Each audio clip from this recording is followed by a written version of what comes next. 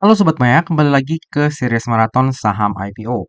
Di video kali ini kita akan membahas tentang saham IPO Mr. DIY atau dengan kode tikernya MDIY. Oke, jadi kalau misalnya Sobat Maya itu tinggalnya di sekitar Jakarta atau kota-kota besar ya di Indonesia, pastinya udah nggak asing ya dengan nama Mr. DIY ini. Saya sendiri tahu tentang Mr. DIY ini pertama kali waktu saya ke Malaysia ya Sobat Maya. Di Malaysia, Mr. DIY ini besar banget ya Sobat Maya. Ya nggak heran sih karena Mr. DIY-nya sendiri dimiliki oleh salah satu orang terkaya di Malaysia. Gak menyangka waktu berputar begitu cepat hingga saat ini Mr. DIY ekspansi juga di Indonesia. Dan outlet yang ada di Indonesia itu udah banyak banget. Dan yang menarik adalah semuanya itu dikelola sendiri. Nggak ada yang pakai sistem franchise. Untuk di Indonesia sendiri, Mr. DIY ini pertama kali didirikan itu di tahun 2017 nih Sobat Maya. Didirikannya di Mega Hypermall Bekasi. Lalu di tahun 2018 didirikanlah toko pertama di luar Jakarta, yaitu di Cihampelas Mall Bandung. Lalu di tahun 2019 ekspansinya luar biasa ya. Mr. DIY itu udah mendirikan toko yang ke-100. Lalu mulailah ekspansi ke Sumatera, Sulawesi, Kalimantan, dan Sunda Kecil. Di tahun 2020 tokonya udah 200. Lalu di tahun 2021 tokonya udah 300. Di tahun 2022 tokonya udah 400. Setiap tahun nambah 100 Sobat Maya. Luar biasa. Lalu di tahun 2023 tokonya udah 600. Nambah 200 dalam satu tahun. Ini lebih gila lagi ya. Dahsyat. Ini kayak waktu COVID tuh udah nggak terjadi apa-apa ya. Ekspansinya tetap jalan terus. Lalu di tahun 2024, tokonya sendiri udah lebih dari 800 toko. Jadi growth dan ekspansinya itu luar biasa Sobat Maya. Emang modalnya nggak kaleng-kaleng ya. Lalu kita bisa lihat dari data di prospektus juga ada. Jadi per tanggal 30 Juni 2024, Mr. DIY ini udah mengoperasikan 824 toko di seluruh Indonesia. Jadi seperti yang kita bilang di awal tadi ya Sobat Maya. Untuk keseluruhan toko Mr. DIY ini itu dikelola secara langsung ya.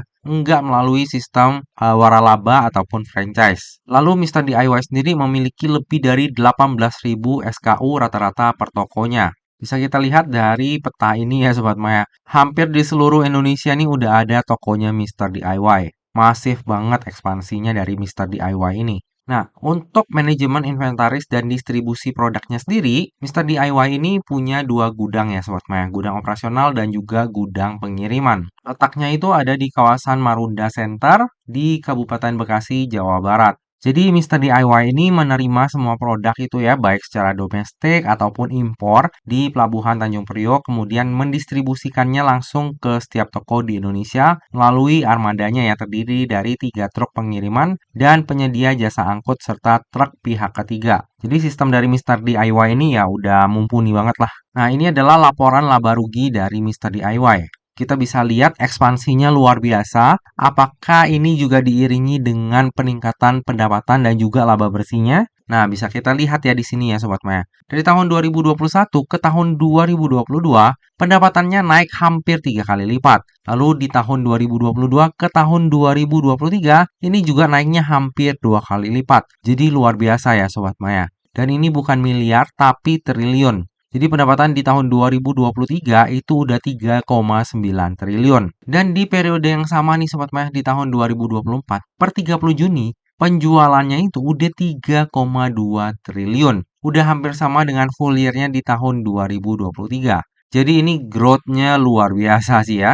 Nah, apakah pertumbuhan growth ini diiringi juga dengan pertumbuhan laba bersihnya? Kalau misalnya kita lihat di sini, di tahun 2021 sempat merugi ya Sobat Maya. Wajar banget, karena 2021 itu kan tahunnya COVID. Jadi tentu saja akan sangat berpengaruh ya Sobat Maya terhadap kinerjanya dari Mr. DIY. Namun di tahun 2022 ketika COVID itu udah teratasi, laba bersih dari Mr. DIY langsung meroket ya. Dan di tahun 2023, laba bersihnya itu naik hampir 3 kali lipat. Jadi luar biasa banget. Dan per 30 Juni 2024, laba bersih dari Mr. DIY ini udah melebihi laba full year dari tahun 2023 Sobat Maya. Jadi growth untuk penjualan ataupun pendapatan dari Mr. DIY dan juga growth dari laba bersih Mr. DIY ini udah luar biasa banget. Jadi memang semasif itu ya ekspansi usaha dan juga pertumbuhan kinerja dari Mister DIY. Tapi beberapa hal yang perlu kita highlight juga ya Sobat Maya. Untuk periode 6 bulan terakhir, yaitu di 30 Juni 2024, SSSG-nya dari Mister DIY ini malah turun Sobat Maya. Maksudnya kayak gimana sih? Jadi SSSG ini adalah sebuah metrik ya, di mana kita itu bisa melihat kurang lebih ya industri retail itu pertumbuhan penjualan di tokonya itu yang udah beroperasi dari 1 tahun ke atas lah ya. Nah itu bertumbuh atau enggak. Jadi kita bisa melihat nih Sobat Maya, kayak di satu toko itu sebenarnya dia tuh dari tahun ke tahun tuh kayak meningkat nggak sih untuk pendapatan tokonya atau pendapatan ataupun revenue dari perusahaan tersebut untuk perusahaan retail itu karena ekspansi aja. Jadi ibaratnya buka toko barunya itu pendapatannya naik karena ada promo grand opening lah atau ada promo lain. Sementara toko yang lama itu pendapatannya masih di situ-situ aja. Nah, kalau misalnya kita lihat Mister DIY ini Sobat Maya, dari tahun 2021 ke tahun 2022, ini SSSG-nya naik signifikan ya Sobat Maya. Namun dari tahun 2022 ke tahun 2023, SSSG-nya ini mulai berkurang. Dan kalau misalnya kita lihat di tahun 2024, SSSG-nya juga semakin berkurang. Hal ini sebenarnya mencerminkan apa sih? Secara nggak langsung nih ya Sobat Maya, kita bisa lihat bahwa memang pertumbuhan secara keseluruhan dari Mister DIY ini itu sangat masif Sobat Maya. Tapi kalau misalnya kita lihat toko per toko, bisa aja toko-toko yang lama itu pertumbuhan pendapatannya itu udah mulai stagnan atau malah mengalami penurunan. Nah, inilah salah satu hal yang mungkin perlu dipikirkan oleh Mister DIY ke depannya ya, di mana mereka bisa ngeboost lagi untuk penjualan di toko-toko lama mereka. Kalau misalnya mereka cuma nambah toko, ya oke pendapatan naik, tapi kan nanti biayanya juga naik ya. Sementara di toko yang lama kalau misalnya nggak di-maintain, ya bisa jadi lama-lama malah merugi kan gitu. Nah ini adalah salah satu hal yang perlu mereka perhatikan dan mungkin kita highlight juga sebagai seorang investor Sobat Maya. Jika indeks SSSG-nya terus menurun, ya bukannya nggak mungkin ya nanti kinerja dari Mister DIY ini juga akan menurun secara keseluruhan. Tapi overall ya Sobat Maya, kalau misalnya kita lihat dari sisi penjualan ataupun revenue dan juga laba bersihnya sendiri, itu growth-nya sungguh luar biasa dari Mister DIY ini. Lalu untuk kebijakan dividen dari Mister DIY, nah Mister DIY ini berkomitmen ya Sobat Maya, akan membagikan itu paling sedikit 40% laba bersih dari pajak. Cuma setelah saya hitung-hitung, 40% ini juga kalau misalnya dibagi ke dividen yield dengan harga sekarang, itu cenderung kecil ya Sobat Maya. Jadi jangan terlalu berharap juga untuk kebijakan dividennya ini. Cuma bagi Sobat Maya yang emang suka nih di industri retail, terus melihat kayaknya pertumbuhan dari Mister DIY ini bakalan masif terus tiap tahun, pertumbuhnya double digit, ya mungkin ini adalah salah satu hal yang penting juga untuk diperhatikan ya. Oke, lalu kita lanjut ke struktur IPO dari Mister DIY ini. Jadi sebanyak 2,5 miliar lembar saham atau mewakili sebanyak 10% dari modal ditempatkan dan di-store penuh yang akan ditawarkan kepada masyarakat. Untuk harga penawarannya sendiri itu berkisar antara 1.650 hingga 1.870. Sehingga dana IPO yang akan diraup dari IPO ini itu adalah sebanyak-banyaknya sebesar 4,7 triliun Sobat Maya. Tapi ada hal yang perlu kita highlight juga di sini Sobat Maya. Nah, lembar saham yang ditawarkan kepada masyarakat itu kan mewakili kurang lebih 10% ya dari modal ditempatkan dan di-store penuh. Nah, 10%-nya ini, 9%-nya adalah milik Azara Alpina SDN BHD atau pemegang saham lamanya. 9%-nya loh. Dan 1%-nya itu saham yang dikeluarkan dari portefel atau nantinya yang akan masuk ke kas perusahaan. Dalam artian, ini adalah strategi divestasi dari pemegang saham lama, Sobat Maya. Jadi, Azara Alpina SDN BHD ini mendivestasikan kepemilikan sahamnya. Kalau yang 9% ini berarti nanti ya masuknya ke kasnya Azara. Yang masuk ke kasnya Mister DIY ya 1% ini Sobat Maya. Atau sekitar 471 miliar. Sementara 4,2 triliun itu akan masuk ke kantongnya Azara Alpina. Nah, untuk struktur IPO-nya sendiri agak kurang bagus ya Sobat Maya, karena yang namanya divestasi saham melalui IPO itu biasanya direspon negatif ya dari para investor baru. Alias bisa jadi IPO-nya cenderung sepi ya Sobat Maya. Kecuali memang ada agenda penting di baliknya.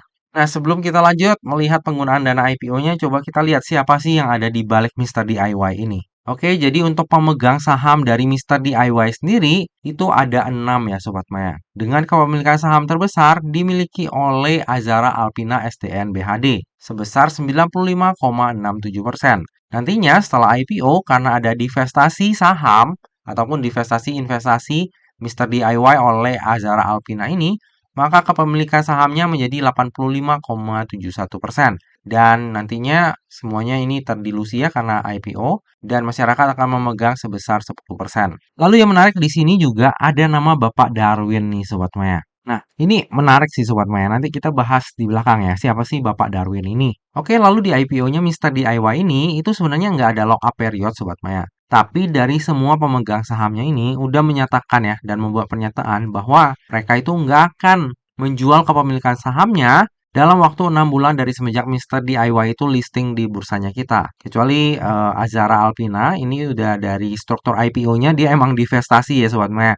Jadi emang melepas kepemilikan sahamnya. Kalau yang lainnya sisanya itu mereka udah berkomitmen ada lock-up period selama 6 bulan sukarela lah dari mereka masing-masing. Nah, kita coba melihat struktur kepemilikan saham dari Mister DIY ini dengan lebih detail ya Sobat Maya. Untuk pemegang saham terbesar dari Mister DIY itu kan Azara Alpina SDN BHD ya. Ini dimiliki kalau misalnya kita telusuri lebih lanjut, ujung-ujungnya adalah Mister Tan Yuye. Nah, Mister Tan Yuye ini adalah salah satu orang terkaya di Malaysia, Sobat Maya. Ibaratnya konglomerat lah di Malaysia. Jadi ini salah satu hal yang menurut saya lumayan menarik ya Sobat Maya.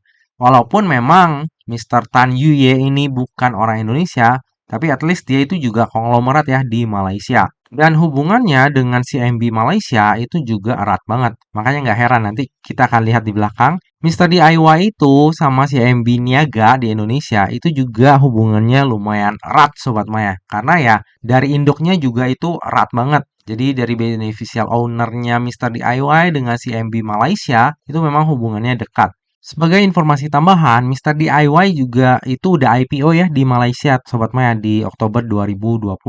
Kalau di Malaysia sendiri, Mister DIY ini habis listing tuh naik terus-terusan Sobat Maya. Terus sampai kurang lebih 3-4 bulan baru mulai pelan-pelan turun ya. Jadi nggak tahu kayak di Indonesia atau enggak, tapi kalau misalnya kayak di Indonesia ya wajar ya untuk saham konglomerat biasanya memang pelan-pelan naik gitu ya. Yang terjadi di Mister DIY juga kayak gitu sebelum pada akhirnya turun ya. Nah, cuma saya sendiri nggak tahu valuasi dari Mister DIY itu terlalu mahal atau enggak di Malaysia. Tapi untuk di Indonesia sendiri, saya spill dikit, itu valuasinya lumayan mahal. Nanti kita bahas di belakang. Nah, lalu ini juga yang menarik di Mister DIY nih, Sobat Maya. Komisarisnya yaitu Bapak Darwin yang sekaligus adalah pemegang saham dari Mister DIY yang Indonesia ya. Itu track recordnya sangat memukau Sobat Maya. Kalau misalnya Sobat Maya bisa lihat di sini ya. Ini dari dulu nih ya Sobat Maya, dari tahun 1988, Bapak Darwin ini udah kerja di Kementerian Keuangan. Lalu pernah menjadi direktur juga di Dana Reksa. Lalu pernah menjadi direktur utama di PT Clearing Deposit Efek Indonesia. Lalu pernah menjadi direktur utama juga di BEI.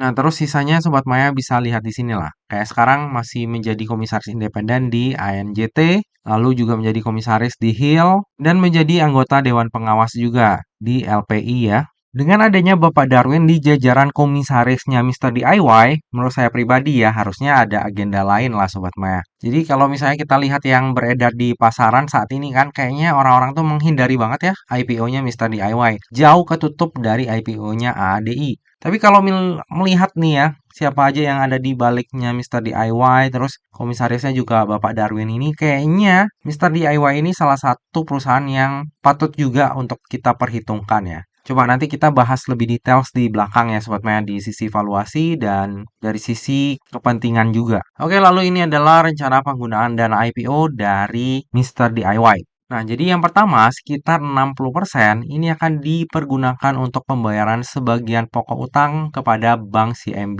Niaga. Dengan detailsnya bisa Sobat Maya baca di sini.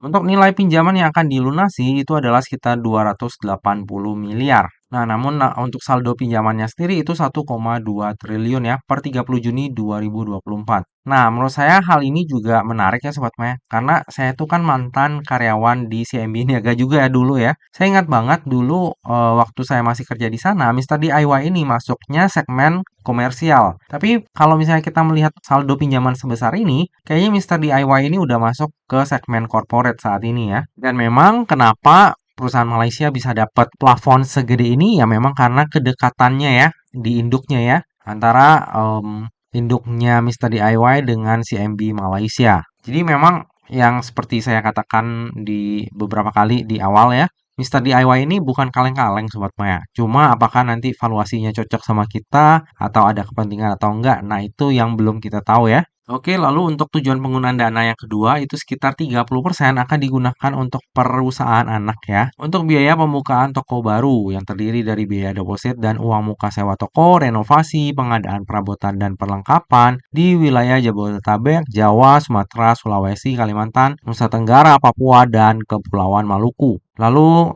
untuk tujuan penggunaan dana terakhir itu sekitar 10%-nya akan digunakan untuk modal kerja. Nah, untuk tujuan penggunaan dana IPO-nya ini ya sebenarnya biasa-biasa aja, cuma agak tergolong kurang oke ya, karena ada pembayaran hutang. Biasanya hal itu agak kurang disukai ya oleh para investor. Cuma ya sisi positifnya nantinya beban keuangan dari Mister DIY akan berkurang ya Sobat Maya. Jadi menurut saya pribadi untuk tujuan penggunaan dana IPO-nya sebenarnya agak kurang bagus ya. Terlebih dari seluruh dana IPO ini cuma 10% dari seluruh dana IPO-nya ya Sobat Maya. Atau kurang lebih di 400 miliaran doang. Karena sisa 90%-nya ya itu adalah divestasi dari pemegang saham lama. Oke, selanjutnya yang akan menjadi underwriter di IPO-nya Mister DIY ini adalah CMB Niaga Sekuritas dan juga Mandiri Sekuritas. Nah, untuk underwriter sebenarnya untuk IPO jumbo seperti ini nggak perlu saya jelaskan juga karena peranan underwriter itu sebenarnya nggak terlalu gede. Cuma yang bisa saya komen ya terhadap underwriter ini harusnya kalau CMB Niaga kan jelas karena ada kepentingan ya. Kalau Mandiri Sekuritas biasanya kalau pakai Mandiri Sekuritas itu mereka itu bantuin cari standby buyernya Sobat Maya. Jadi mulai dari fund atau private equity yang mau masuk dan lain-lain. Jadi kemungkinan besar kalau misalnya Mister DIY ini dana IPO-nya gede banget, apalagi dia divestasi, harusnya udah ada standby buyer yang mau serap. Kalau misalnya nggak ada, ya bisa batal ya untuk IPO-nya Mister DIY ini. Jadi kalau misalnya kita ingat nih Sobat Maya sebelumnya tuh IPO yang kayak gini contoh nih yang paling terakhir itu kan kayak Nice ya. Nah, Nice itu kan udah ada pembeli siaganya, udah diumumin di prospektus, yaitu LG kan. Untuk Mister DIY ini harusnya kalau misalnya kita udah bicara CMB Niaga Sekuritas dan juga Mandiri Sekuritas, harusnya mereka udah bantu sih Sobat Maya untuk mencarikan standby buyernya. Karena kalau misalnya nggak ada, bisa-bisa IPO-nya Mister DIY ini nanti dipospon. Cuma yang jadi masalah adalah, walaupun udah ada standby buyernya, biasanya standby buyernya itu tipe yang pasif Sobat Maya. Makanya untuk harga sahamnya itu susah naik. Contoh deh, yang agak gede juga Avia. Avia itu kan salah satu underwriter-nya adalah Mandiri ya. Nah ya udah harga IPO-nya nggak kemana-mana. Gitu, jadi agak cenderung pasif sih. Mereka nggak mau naikin harga. Beda kan antara IPO yang real kayak Avia dengan IPO yang ada kepentingan kayak saham brand mungkin misalnya ya. Jadi kalau untuk Mister DIY sendiri dengan dana divestasi sebesar itu harusnya ada standby buyer. Standby buyernya ini siapa? Apakah pasif atau nantinya aktif? Nah itu yang kita belum tahu. Dan saya juga harusnya nanti mungkin dekat-dekat waktunya adalah dapat info-info dikit. Nanti coba kita analisa kembali ya. Cuma untuk saat ini kalau misalnya memang nggak ada dapat standby buyer untuk dana divestasi sebesar itu, bisa jadi Mister DIY ini IPO-nya nanti dipending. Tapi harusnya kalau udah ngomong tentang si CIMB Niaga dan Mandiri Sekuritas, ini benar-benar sekuritas gede, harusnya mereka bisa sih cari standby bayarnya untuk Mister DIY ini. Oke, lalu ini adalah laporan keuangan dari Mister DIY. Kalau kita lihat dari sisi aset, ini selalu meningkat ya dari waktu ke waktu. Lalu dari sisi liabilitasnya juga meningkat dari waktu ke waktu nih Sobat Maya, cenderung meningkat ya. Lalu untuk dari sisi ekuitasnya ini juga meningkat dari waktu ke waktu. Dengan peningkatan terbesar itu di tahun 2024.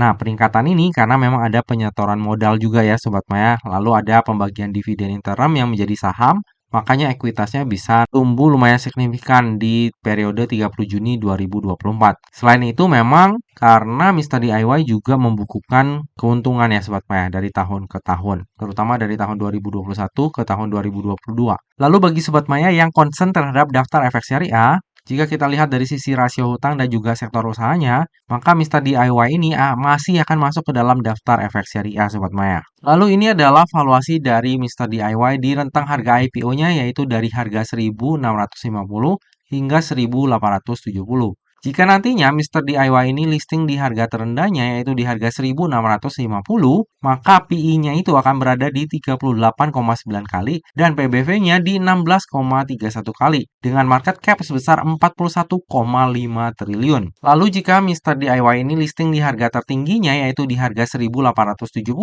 maka PI-nya itu akan berada di 44 kali dan PBV-nya di 18 kali dengan market cap sebesar 47,1 triliun. Nah, dari sisi valuasi, Mister DIY ini sangat mahal ya Sobat Maya. Dari PI-nya mahal, PBV-nya mahal, market cap-nya apalagi. Kalau misalnya kita bicara tentang pertumbuhan laba deh, saat ini kan 3 triliun ya. Kalau misalnya dikali 2, itu 6 triliun. Market cap-nya 41 triliun. Terus earning-nya juga kalau disetahunkan 1 triliun. Wah, ini sih mahal ya sebenarnya untuk market cap-nya Sobat Maya. Jadi sayang banget sebenarnya Mister DIY ini menurut saya perusahaannya itu growth-nya luar biasa dan emang di backup sama konglomerat di Malaysia ya. Cuma di IPO valuasinya mahal Sobat Maya. Sayang banget ya di sini ya. Jadi kalau misalnya kita mau lihat secara fundamental, terutama dari sisi valuasi, ya Mister DIY ini agak kurang cocok ya karena valuasinya itu mahal banget. Oke, dari tadi udah banyak hal yang kita bahas, sekarang tiba juga kita ke bagian kesimpulan. Kesimpulan yang pertama, dari sisi prospek usaha sendiri, Mister DIY ini menurut saya ya masih menjadi misteri di masa mendatang. Selain banyaknya persaingan dari toko sejenis, ancaman tuh juga datang dari e-commerce ya. Apalagi di zaman sekarang nih Sobat Maya. Untuk Mister DIY, ini kan dia produknya produk sendiri ya. Untuk bersaing itu kayaknya rada sulit di era e-commerce atau di era teknologi seperti ini. Harusnya nanti menjadi strategi tersendiri ya untuk Mister DIY ini gimana mereka bisa menghadapi persaingan tersebut. Lalu di sisi lain, kalau misalnya kita lihat dari data SSG-nya di tahun 2024, juga terjadi penurunan ya Sobat Maya. Jadi bisa kita dianggap bahwa peningkatan revenue dan laba bersih itu mostly disebabkan oleh ekspansi toko baru. Sementara untuk toko lamanya, salesnya mungkin aja bisa jadi udah stagnan atau udah nggak bertumbuh lagi di masa mendatang.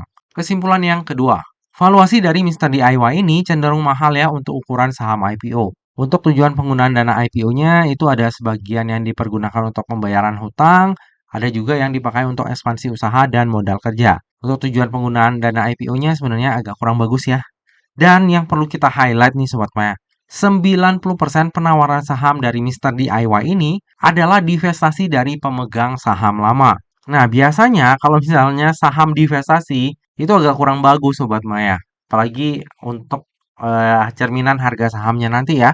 Kecuali jika memang ada kepentingannya. Nah, untuk Mister DIY ini saya juga masih belum tahu apakah ada kepentingannya atau enggak. Kalau misalnya ada, nanti saya update ya ke Sobat Maya Pengembangan dan Sobat Maya Utama juga. Kesimpulan yang ketiga, dari sisi underwriter, untuk IPO jumbo seperti Mister DIY, ini peranan underwriter sebenarnya nggak akan terlalu berpengaruh, makanya nggak saya bahas juga. Cuma kalau misalnya kita lihat nama besar seperti CMB, Niaga Sekuritas, dan juga Mandiri Sekuritas, ya biasanya mereka udah cariin sih standby buyer untuk Mister DIY ini.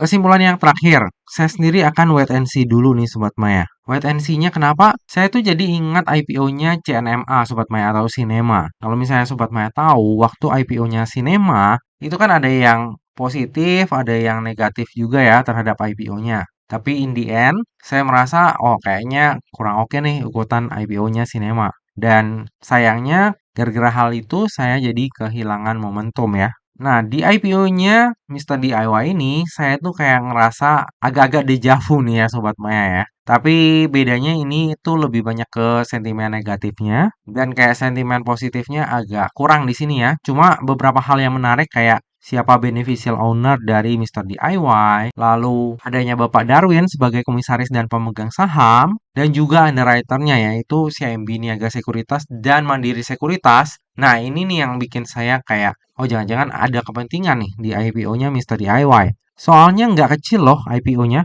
4 triliun Sobat Maya, itu gede banget. Sama kayak nilai IPO-nya ADI ya, 4 triliun juga. Jadi kalau misalnya nggak ada standby buyer, itu yang mau serap siapa? Jadi harusnya memang harus ada kepentingan ya. Kalau misalnya nggak ada kepentingan, waduh, berat juga untuk Mister DIY ini ke depannya. Makanya saya saat ini wait and see dulu sambil menunggu info ya nanti ya. Apakah akan ada kejutan di IPO-nya Mister DIY ini atau enggak. Kalau misalnya bisa jadi kayak CNMA, nah itu lumayan banget ya. Penjatahannya gede dan dia masih bisa naik di hari pertamanya listing. Cuma ya again, nggak ada orang yang tahu saat ini mau arahnya kemana karena informasinya juga masih terbatas ya. Dan seperti biasa ya Sobat Maya, yang namanya saham, terlebih saham IPO, itu nggak pernah luput dari yang namanya resiko. Jadi bagi Sobat Maya yang mau melakukan order saham IPO Mister DIY, pastikan Sobat Maya melakukan order sesuai dengan resiko yang siap untuk Sobat Maya tanggung ya.